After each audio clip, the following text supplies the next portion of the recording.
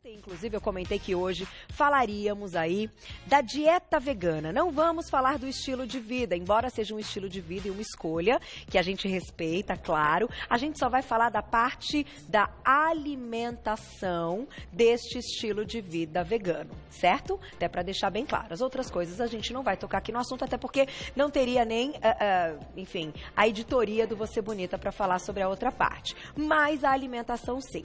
E o que movimentou que nós começássemos aí a pensar e até dar dicas ao vivo aqui no programa, é que a gente viu um caso de uma pessoa que teve um problema muito sério de saúde. Inclusive temos um depoimento para dar daqui a pouquinho de uma que seguiu aí durante um tempo com uma dieta vegana e ela teve problemas sérios e teve que voltar, enfim, a se alimentar de proteína do reino animal. Claro que tem muita gente que está nessa há muitos anos e que vive muito bem e que acertou e que deu certo. Agora, quantas pessoas estão tentando, né, mudar a alimentação e estão errando em pontos importantes e quando fazem ali seus exames veem que a saúde já está num ponto comprometido. Então hoje a gente vai falar de tudo isso, fazer algumas comparações e explicar benefícios, o lado bom e o lado ruim para quem opta por esta vida. Quem vai contar mais uma vez é ele, endocrinologista, Dr. João Ricardo Aguiar. Bem-vindo! Sempre um prazer tê-lo aqui. Todo meu. Sempre muito legal, porque a gente pode, estava até brincando antes de começar o programa, a gente pode falar a verdade, a gente pode colocar aqui algumas discussões, vocês podem mandar perguntas para a gente debater. E até para introduzir o assunto, a gente tem uma brincadeira já para fazer algumas comparações. Claro que com o reino animal, não tem como descartar o reino animal quando a gente vai fazer essa comparação. Mas eu queria que você explicasse um pouquinho hoje, quando a pessoa opta por uma dieta, então a parte da alimentação vegana, o que ela não come de jeito nenhum, que você até já viu em consultório, assim, vamos falar todas as possibilidades. Primeiramente, a gente tem que entender que isso é tudo muito novo na medicina. A medicina, ela precisa de estudos a longo prazo. Então pode ser que daqui a 20, 30 anos eu venha aqui bem velhinho e fale assim, olha, agora eu sou vegano, tá? Ou não, deu tudo errado para esse tipo de indivíduo que adotou esse tipo de dieta. Tá. Então todas as conclusões ainda estão muito engatinhando para a gente afirmar que essa é uma ótima escolha ou uma escolha ruim. Perfeito. Tá? O que a gente tem que sempre alertar é que quando você tira a proteína animal da dieta, é preciso que você busque o que está faltando em suplementos ou alimentos alternativos. Tá. E muitos veganos não o fazem. Tá. Então, se você optou pelo seu estilo de vida, a mensagem é procure um tipo de assistência de algum especialista que possa te dar as indicações certas do tipo de nutriente que você vai adotar na sua dieta e os tipos de complementos e suplementos alimentares, vitaminas, que você vai ficar carente ao adotar esse tipo de estilo de comer. De comer. Então, tá? Aqui, só para a gente então fazer a comparação. Quem escolhe essa dieta não vai comer frango, não come nada de peixe, não come carne, não come ovos. E derivados de leite. Derivados de leite. O vegano não come. Nada. Não come, não usa. Até o mel, né? Tem muitos veganos também que não comem o mel. Certo. Entendemos. Aí a gente tem o reino vegetal. É fato que no reino vegetal a gente não encontra tudo que a gente encontra no reino animal? É assim. Tem coisas que nós vamos encontrar e tem coisas que nós não vamos encontrar. Mas o grande problema é que nos alimentos que nós encontramos, a digestibilidade é prejudicada. Entendi. Tá? Então você tem uma proteína vegetal, por exemplo, na lentilha. Tem fibra, tem ácidos, tem substâncias que diminuem a absorção dela pelo nosso corpo. Entendi. Então mesmo você comendo muito, pode ser que você tenha um déficit. Tá? Assim como as proteínas, existem outros tipos de sais minerais, de vitaminas. Por exemplo, a B12 não tem em planta. E a vitamina B12 é importantíssimo para a formação do nosso cérebro, sistema nervoso. Tá. Ela só é encontrada em alimentos de origem animal. O vegano tem deficiência de B12. Tá. E se ele não buscar essa suplementação, ele pode ter um comprometimento neurológico a longo prazo. Olha só que interessante. Então tem que suplementar. Nesse caso não tem. A B12 você não encontra. Você não encontra, tá? Um outro tipo de elemento, por exemplo, o cálcio. O cálcio, todo mundo sabe que a fonte de cálcio são nos laticínios, né? São os alimentos ricos em cálcio. Tem vegetais que têm cálcio? Tem, só que ele não absorve como deveria. Tá. Existem ácidos oxálicos, ácido fítico, isso tudo inibe a absorção de cálcio. Então, eu já presenciei vários pacientes meus, vegetarianos de longa data, com osteoporose no meu consultório. Olha só. E comiam muita couve, muito espinafre. Mas então, agora eu entendo o que você está dizendo e, enfim, faz sentido. Embora a gente até já tenha comentado aqui algumas vezes que espinafre, couve, enfim, as folhas aí verdes escuras têm cálcio, tem uma série de coisas, a absorção do nosso organismo é diferente quando a fonte é de origem vegetal. Sim. O vegetal, além das proteínas, existem fibras, dificultam a absorção, melhoram o trânsito. A fibra ajuda numa parte, mas prejudica a outra. Na outra, né? E a gente nunca falou sobre isso. E outros ácidos também que inibem a absorção. Por exemplo, o zinco. O zinco é fundamental para a força, para a memória, para o estímulo da pessoa, para a formação dos nossos ácidos nucleicos, que são o DNA e o RNA. O zinco não absorve. Você come um vegetal com zinco, você não capta esse zinco. Agora, na fonte animal, a gente tem zinco? Sim. São as maiores fontes. Que interessante isso. Agora, vamos fazer o seguinte. Vamos ouvir a história da Renata. Ela vai contar um pouquinho por que ela começou a seguir aí essa dieta, enfim, o estilo de vida. Vamos ouvir a história dela, olha lá. Meu nome é Renata Veloso, eu tenho 30 anos e eu vim aqui para falar um pouquinho da minha alimentação. Há algum tempo eu descobri que eu tenho intolerância à lactose e devido a isso eu tive que fazer algumas restrições na minha alimentação. Eu tive que parar de tomar leite de vaca e comecei a tomar leite de soja. E eu sentia muita distensão, tive muitos problemas intestinais, me sentia muito inchada, mesmo com essas restrições alimentares.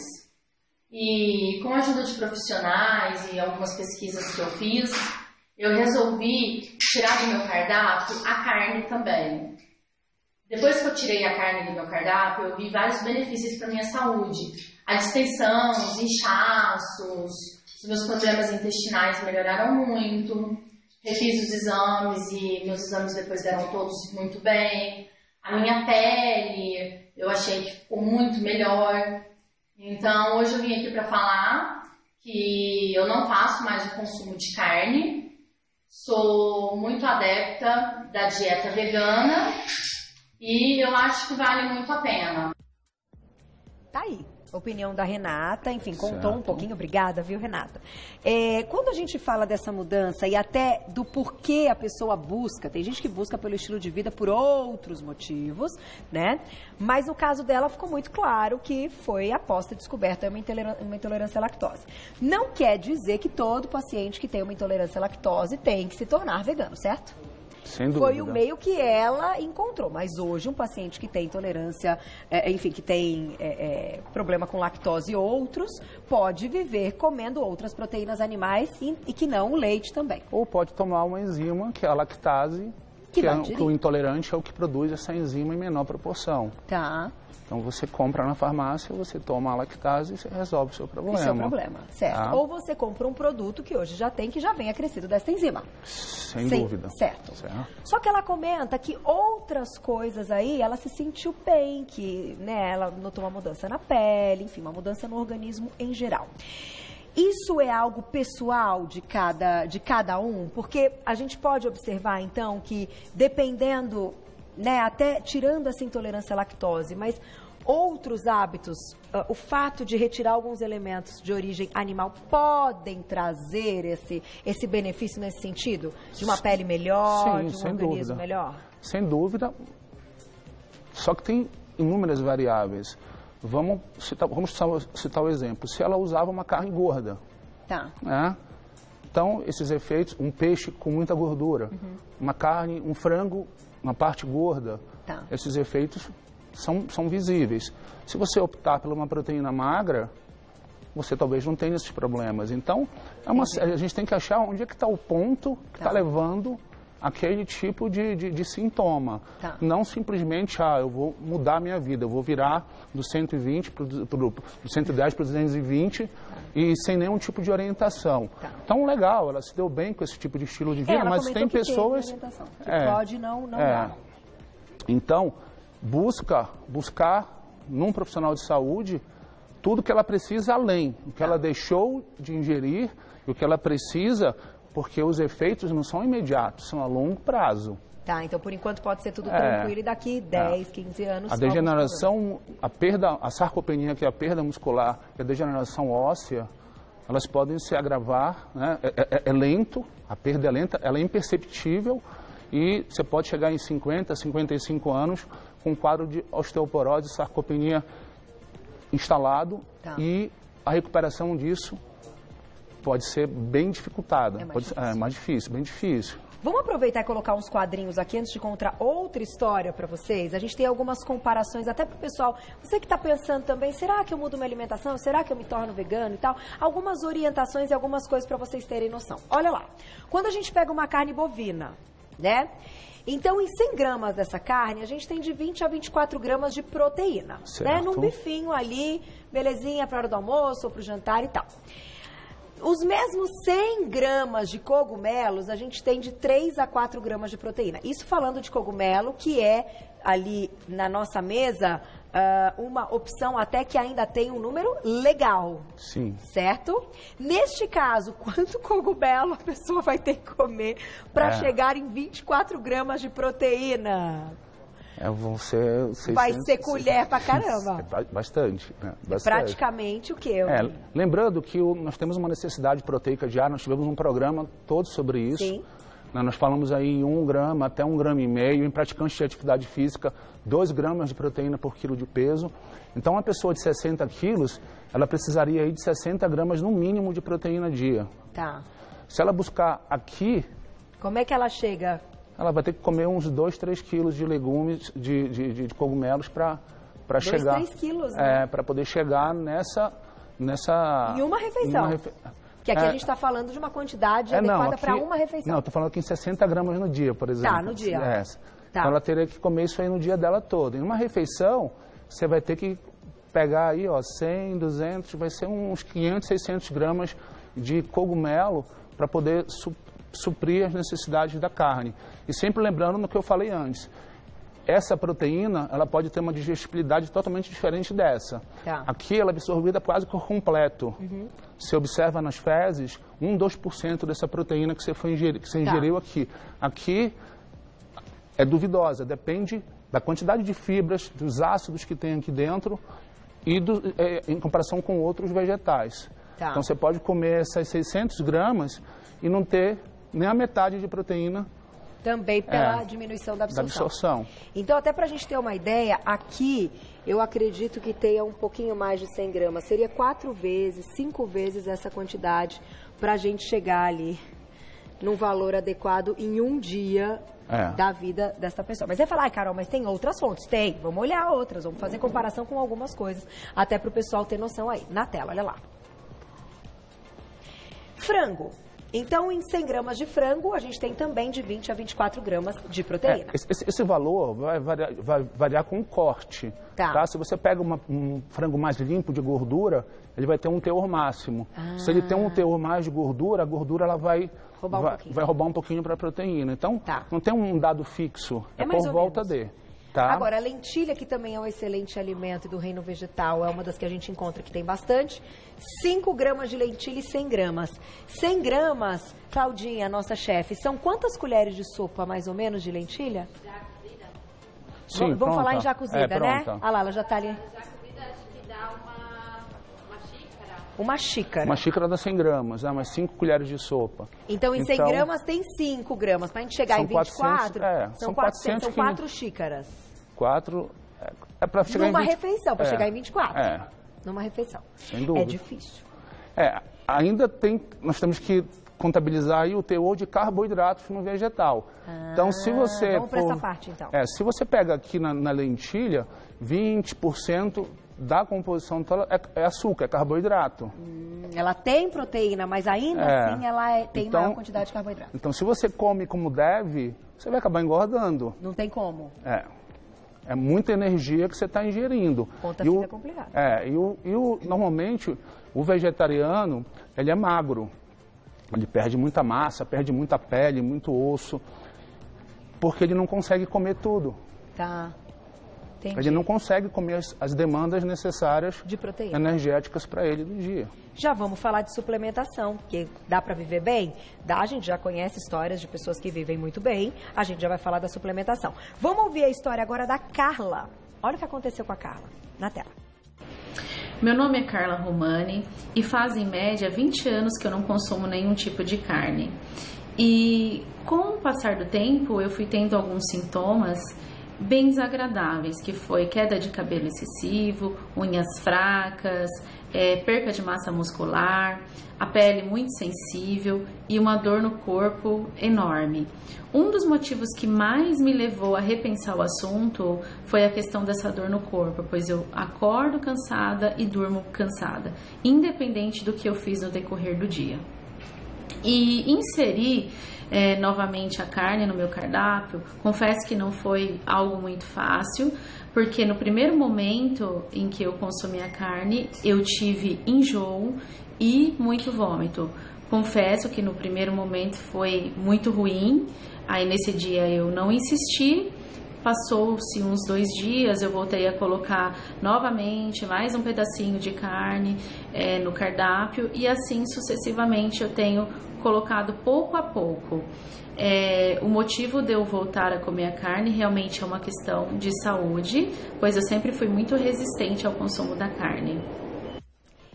Obrigada pelo depoimento. É interessante assim, que às vezes as pessoas falam carne, mas eu acho que ela quis dizer proteína do reino animal, qualquer uma, né? Tanto a vermelha, frango, peixes, ovos e tal. Eu estava lendo aqui, alguém comentou que a gente comentou da questão proteica em uma refeição. Não, a gente está falando da questão proteica em uma refeição para ficar mais fácil, mas é claro que a gente tem que ter a questão do dia. Sim. Então vamos fazer uma comparação até para a gente poder comentar o caso dela. Uma mulher de 60 quilos precisa de quanto de proteína em um dia? Pelo menos 60 gramas. Pelo menos 60 gramas, certo? Então, certo. 50 quilos, pelo menos 50 gramas, 70 quilos, pelo menos. Certo. Se ela praticar atividade física, a gente aumenta um pouquinho esse número. Depende da intensidade, é o profissional que vai determinar isso. Se ela precisa de 2 gramas, 1,5 grama. Mas para a gente ter uma ideia, não fugir muito disso. Certo. 1 quilo, a gente faz a relação. Então, 60 gramas de... a gente tem vamos colocar aqui, a gente tem, lá que legal, 1,2 a 5 gramas, nesse caso aqui, já é para uma pessoa que tem, enfim, treino, que tem uma rotina... 1,2 a 1,5 gramas. 1,5, então tá bom, de proteína por quilo de peso. Certo. Fica mais fácil para a gente entender. Fato é que eu estou observando, e quando a gente faz cálculo e tal, e pensa um pouco nos números, que isso facilita, já é difícil com o reino animal, não é tão simples assim. Não. O brasileiro ele tem uma carência proteica absurda. Eu sempre falo, quando eu venho aqui, que o café da manhã do brasileiro é café com leite e pão com manteiga, né? Ele não come proteína. Só carboidrato. Só carboidrato. Você acha que ela estava se sentindo cansada, de repente, por causa disso? Ela retirou e aí ela, enfim, aumentou o consumo de proteínas do reino vegetal, mas também aumentou os carboidratos e isso pode ter dado um processo de alguma síndrome metabólica? Assim, pelo que ela falou por alto, eu vejo que ela perdeu massa muscular. Massa muscular, ela é o nosso motor, né? Então, toda vez que você perde músculo, a sua disposição, sua força, ela diminui. O consumo alto de carboidratos promove letargia por causa da insulina, que é um hormônio que deixa a gente mais para baixo, ele deixa a pessoa um pouco mais lenta. E tem um fator que me chamou muito a atenção aí, que eu queria colocar, é o iodo. Né? O iodo, ele só está nos animais.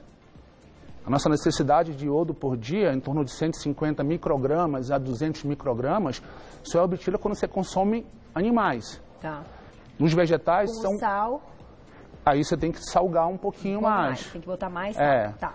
Então, o iodo, a tireoide, é uma das glândulas mais afetadas por esse tipo de padrão dietético. Então, essa perda de cabelo, essa perda de unha, pele seca, isso pode ser uma tireoide com aporte menor de iodo, tá? E essa pessoa, ela voltou a aportar esse iodo e a tireoide dela pode ter dado um restart. Estou fazendo aqui suposições frente a um relato. Sim, não é só paciente, é apenas uma... Mas eu observo isso, tá? Pacientes com um hipotireoidismo que é raro, que é uma deficiência de iodo. E você nota muito até em consultório que quando tem essa inversão e aí, da dieta. Se você quer seguir esse padrão, que busque alguém que te dê uma informação que você precisa suplementar. Vamos chegar na parte benéfica, então. Para quem escolheu e quer seguir, quer ter saúde seguindo, o que a gente pode fazer hoje, João?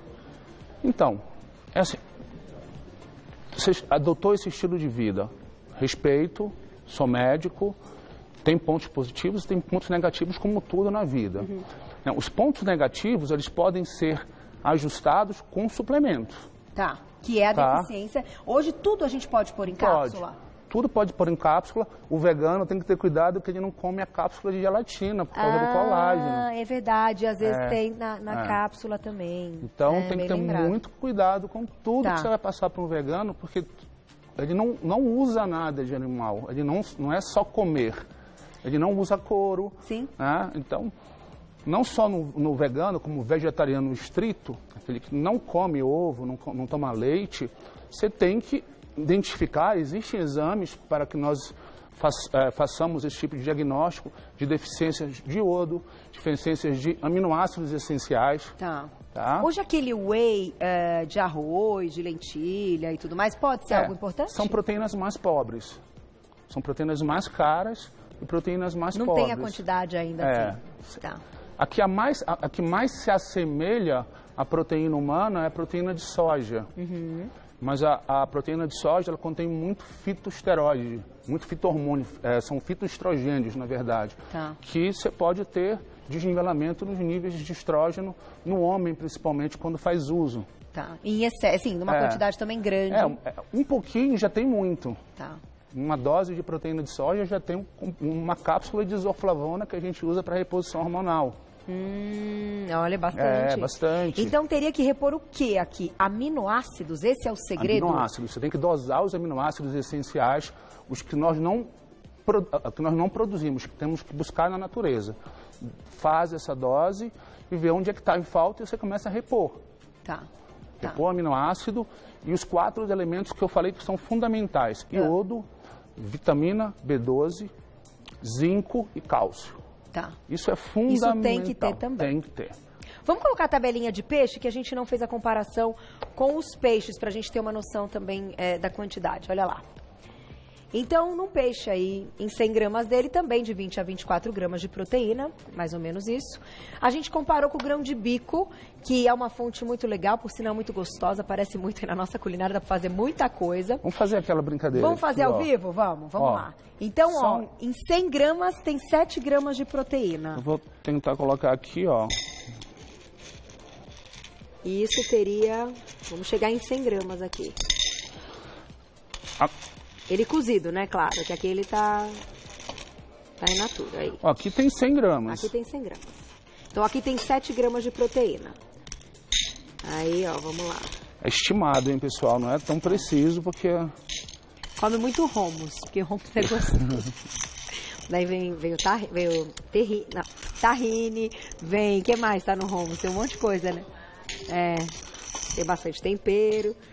Não chegou ainda, não? Deu certinho, tá aqui pesado. Tem 200 gramas. Tem 300 gramas. Que daria a quantidade. Sim. Então, isso aqui numa refeição chegaria à quantidade proteica mais ou menos estabelecida de 1. Claro que falaram assim, não, mas a gente tem que ver no dia. Você tem que chegar nos 60. Sim. Aqui você sabe que tem 20 e pouco, 21. Aí tem que ver para chegar nos 60 quanto mais. Né? Isso vezes 3. Isso vezes 3. Você tem que comer no seu dia. Não, e claro, gente, você pode misturar, a gente não está falando isso. Pode, falando mas é uma condição assim isso aqui é só deste. Quando você mistura, você vai acrescentando, mas imagina, também tem essa parte que eu acho que é difícil. Todo dia você tem um monte de fonte, porque isso aqui você tem que preparar. Sim. Isso aqui você tem que preparar, isso aqui você tem que preparar. um pouquinho mais trabalhoso, muitas vezes, até do que da proteína animal, que é até mais fácil. Eu tô fazendo comparações, tá? Sim. Eu, por mim, eu acho assim, eu acho que tem que ser feliz. Você escolheu essa dieta, você é feliz e a saúde tá bacana, toca o barco que você fez a escolha certa. Vamos colocar, é perguntinha, Gláucia? Ah, é um depoimento, alguém, vamos lá, vamos ver, na tela, olha lá. Ela tá contando, a gente vai colocar aqui ao vivo. Vivi, um beijo pra você, que lindona lá, batonzão azul, gostei.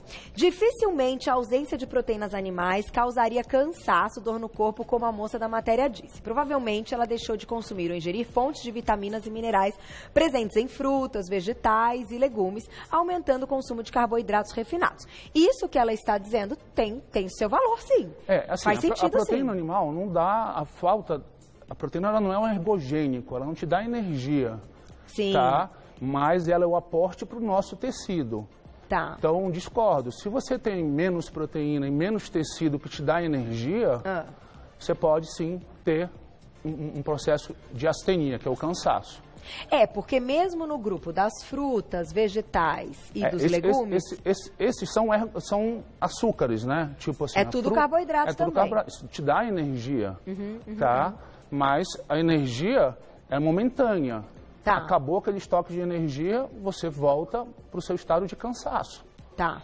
Agora, se bem orientado, nas condições certas, então a pessoa tem noção dessas gramas que a gente está colocando aqui, dos alimentos que são fontes de proteína do reino vegetal, se bem suplementado com aminoácidos corretos, exames muitas vezes feitos num curto período de tempo, para você ter um controle maior dessa situação, dá para viver com uma dieta vegana. Eu vou repetir o que eu falei no começo. Pode ser que daqui a uns anos eu tenha outra opinião. Eu sou médico, eu vivo de pesquisa científica e de consensos médicos. Então pode ser que daqui a 20, 30 anos nossas opiniões sejam totalmente contrárias. Tá? Mas hoje os trabalhos estão engatinhando, não existe nada de concreto. Nem que seja bom, nem que seja ruim. Então, buscar o equilíbrio. Se você optou por esse tipo de estilo de vida, ótimo, parabéns para você, está dando certo, mas busque atendimento para identificar o que está faltando para que lá na frente você não se arrependa. É esse o meu recado. Eu tenho pacientes vegetarianos, eu atendo vegetarianos, veganos, ovo-lacto vegetarianos, eu apoio, eu não sou contra, eu não sou um cara radical, mas eu voto a favor do equilíbrio, tá? Eu não posso mudar a minha forma, a minha biologia que é carnívora. Entendi. Se eu mudo isso, eu tenho que pagar um preço, ou em remédios, ou lá na frente com a minha saúde. Entendi. Não, eu entendo quando você diz isso dessa biologia carnívora. É que eu falo, eu não vou dar fruta para o meu cachorro, ele vai comer até ele é mais inteligente que eu, talvez. Ele para de comer um dia, vai começar a cair o pelo dele, ele vai começar a definhar, porque ele é carnívoro, ele come carne. Tá. Então, se eu não suplementar com outras coisas... Ele não vai sobreviver. Ele não vai sobreviver. O intervalo de vida dele vai ser mais curto. Tá? Isso acontece com a gente, só que nossa longevidade é muito maior. E hoje ainda mais. A perspectiva de vida é de 80, 90 anos hoje. Com qualidade de vida. Com qualidade de vida. Então, se você optou por isso, busque informação para que isso não seja um futuro prejudicial para a sua saúde. Tá aí. E voltando a dizer o que eu disse no início, a gente não quis falar do estilo, não teria nada a ver a gente falar do estilo de vida, que é uma escolha, é um estilo de vida. A gente falou da parte alimentar até para dar aí algumas orientações. De fato, aquilo que a gente comentou, não tem lado, né, contra ou a favor, mas é sempre o alerta de fazer tudo bonitinho. E o lance que eu comentei, de repente, de dosar e fazer exames em curto período de tempo, pode ser um grande aliado para quem segue a dieta vegana, né? Você tá ali com aquilo nas suas mãos, você tem ali em curto período uma diferença. Olha, suplementei e olha como já deu um resultado. Eu acho que isso pode ser uma coisa favorável.